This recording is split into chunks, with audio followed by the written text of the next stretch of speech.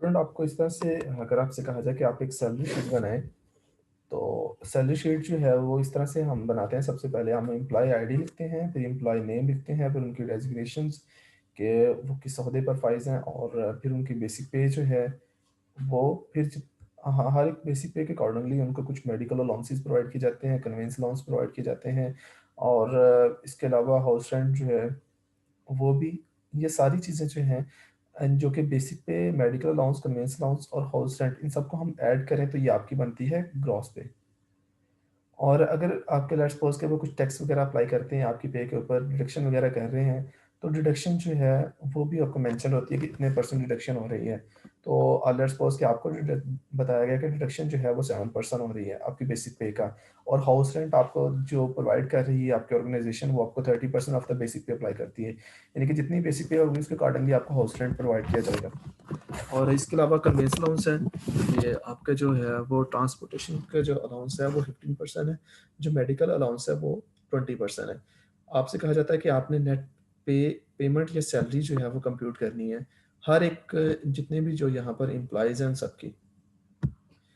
तो स्टूडेंट आप देखें, सबसे पहले अगर लेट्स सपोज कि उसने कहा कि मेडिकल अलाउंस जो है वो 20% ऑफ द बेसिक पे है, ये आपकी बेसिक पे है। अगर आपने इस पर मेडिकल अलाउंस फाइंड करना है तो मेडिकल अलाउंस किस तरह से फाइंड करना है, आप यहाँ पर क्लिक करें, फार्मूला आपने क्या अप्लाई करना है यहाँ पर आप देखें। सिंपली अगर आपने 20% कंप्यूट करना है तो आप मल्टीप्लाई करें इस वैल्यू को, ये जो बेसिक पे है, बेसिक पे को किस किस रेफरेंस वैल्यू से शो किया गया, D2 के साथ। अब यहाँ पर आप देखें, D2 से हम रिप्रेजेंट करते हैं बेसिक पे का जो फर्स्ट एंट्री है उसको। तो इसके रेफरेंस वैल्यू को हम मल्टीप्लाई करेंगे 20 के साथ और डिवाइड कर दें 100 के साथ, तो आपके पास 20% इसका आ जाएगा कंप्यूट होके। आप इस तरह से भी कंप्यूट कर सकते हैं, आप इस तरह से भी कंप्यूट कर सकते हैं कि आप D2 मल्टीप्लाई बाय 20, ठीक है, और डिवाइडेड बाय 100। आप इसको 100 से डिवाइड कर दें तो देखें सेम जो है वो इस तरह से भी कंप्यूट कर सकता है। एक एक सेकंड वे है कि अगर आप इसको कंप्यूट करना है तो सेकंड वे इस तरह से भी है कि आप इसको जो है D2 मल्टीप्लाई बाय 20%,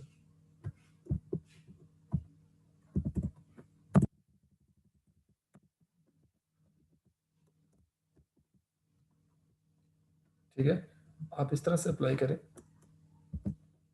तो ये देखिए सेम एज इट जो है वो, मैंने आपको दो मेथड बताए।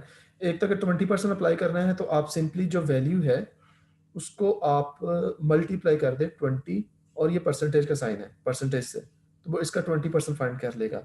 सेकेंड वे एक ये भी हो सकता है कि आप इसको 20 से मल्टीप्लाई करके 100 से डिवाइड कर दें, इस तरह से भी आप कंप्यूट कर सकते हैं। तो दोनों पॉसिबिलिटीज हैं, आप जो जो भी आपको ठीक लगे आप उसके साथ कर लें। तो वैसे भी अगर 20% देखा जाए तो ये बनता है 0.2। तो आप इसको देखिएगा कि जब आप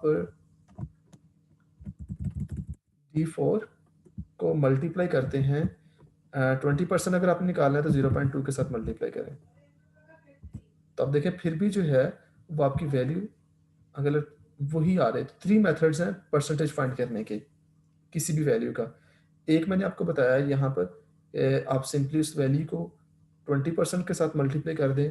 सेकेंड वे ये है कि आप 20 से मल्टीप्लाई करके 100 से डिवाइड कर दें, और थर्ड वे ये है कि आपने 0.2 के साथ उस वैल्यू को मल्टीप्लाई कर देना, D4 मल्टीप्लाई बाय 0.2। इसे जब आप मल्टीप्लाई करेंगे तो भी आपका सेम ठीक वो परसेंटेज फाइंड कंप्यूट कर लेगा। ओके, ये आपने मेडिकल अलाउंस फाइंड करना था, आपने बेसिक पे जो है जिसको मैंने, जिसकी रेफरेंस वैल्यू D2 है, इसको मैंने मल्टीप्लाई किया 20 के साथ और 100 से डिवाइड कर दिया। अगर आपने कन्वेंस अलाउंस फाइंड करना है, कन्वेंस अलाउंस फाइंड करने के लिए क्या करना है, आपने वही D2 को आपने 15% निकालना है, तो आप यहाँ पर लिख लें D2 divided by 100 multiply by 15, तो ये 50% इसका कंप्यूट हो जाएगा। अगर आपने हाउस रेंट कितना फाइंड करना था 30%, तो उसके लिए आपने जो आपकी बेसिक पे है D2 उसका रेफरेंस वैल्यू है, तो उसको मैंने 30 से मल्टीप्लाई करके 100 से डिवाइड कर दिया, तो इसका 30% आ जाएगा। ग्रॉस पे कैसे कंप्यूट करनी है, अब देखें ग्रॉस पे जो है वो एक्चुअली है आपकी जो बेसिक पे से लेकर जो हाउस रेंट है, इन सब की वैल्यूज को आपने ऐड करना है, तो वो आपकी ग्रॉस पे बनेगी। बेसिक पे plus medical allowance plus convince allowance plus house rent. तो इसके डिफरेंट वेज हैं।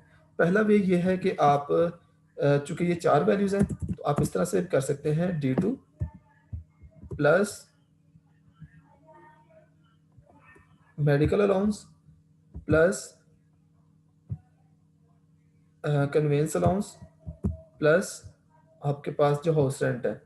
इस तरह भी अगर आप कंप्यूट करेंगे, एंटर प्रेस करें, तो आपकी जो है वो ग्रॉस पे कंप्यूट हो जाएगी। ठीक है। और सेकंड वे ये है कि आप बजाय ये कि individual one by one values हैं उनको ऐड करें, आप रेंज बता दें कि मैंने जो बेसिक पे से लेकर जो हाउस रेंट तक की वैल्यूज हैं, इन सबको मैंने ऐड करना है। तो उसके लिए आप यहाँ पर लिखें बेसिक पे जो है उसको उसको वो D2 से रिप्रेजेंट किया गया है। कॉलन रेंज के लिए आप कॉलन लगाएं, और हाउस रेंट का जो कॉलम है उस पर क्लिक करेंगे तो आपको पूरा ये यहाँ से ये रो सेलेक्ट हो जाएगी बेसिक पे से लेकर हाउस रेंट तक। और आप जब इसको एंटर करेंगे यहाँ पर, तो आपके देखें कि वो ग्रॉस पे कंप्यूट हो गई है। ठीक है।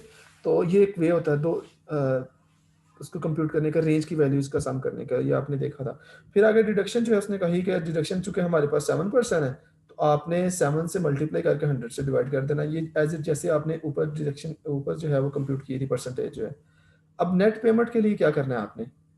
नेट पेमेंट में हम क्या करते हैं कि जो ग्रॉस पे होती है H2, ग्रॉस पे जो है इसमें से डिडक्शन डिडक्शन जो है उसको किस कॉलम से रिप्रेजेंट किया गया? आई से। तो आई डिडक्शन से ग्रॉस पे से पे में से डिडक्शन को आपने माइनस करना है।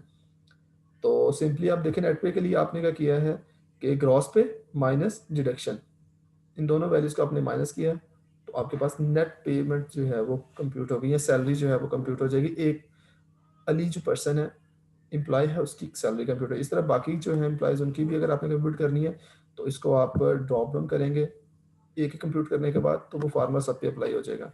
अब देखिए सब पे यही फार्मूला अप्लाई है कि जो ग्रॉस पे है उसमें से जो डिडक्शन जो कॉलम है आई वाला कॉलम, ग्रॉस पे का एच कॉलम है, डिडक्शन का आई कॉलम है, वो उसकी सब्ट्रैक्शन हो रही है। ये वैल्यू आपकी H7 है, ये वैल्यू आपकी I7 है। तो डिडक्शन जब आपने करनी तो H7 में से I7 को सब्ट्रैक्ट किया, तो वो डिडक्शन कंप्यूट हो गई है। तो ये स्टूडेंट सैलरी शीट आपने बनानी है। आपने भी इस तरह से 10 एम्प्लॉयज़ लेने हैं, और यहाँ पर मैं आपको जो है वो बता दूंगा कि आपने अलाउंसेस जो है वो कितने कितने अप्लाई करने हैं, और आपने नेट पेमेंट जो है ये सैलरी कंप्यूट करनी है। ओके स्टूडेंट, ये तो नेट सैलरी का एक आपने देख लिया। फिर वो एक आपको इशू था इफ़ कंडीशन का।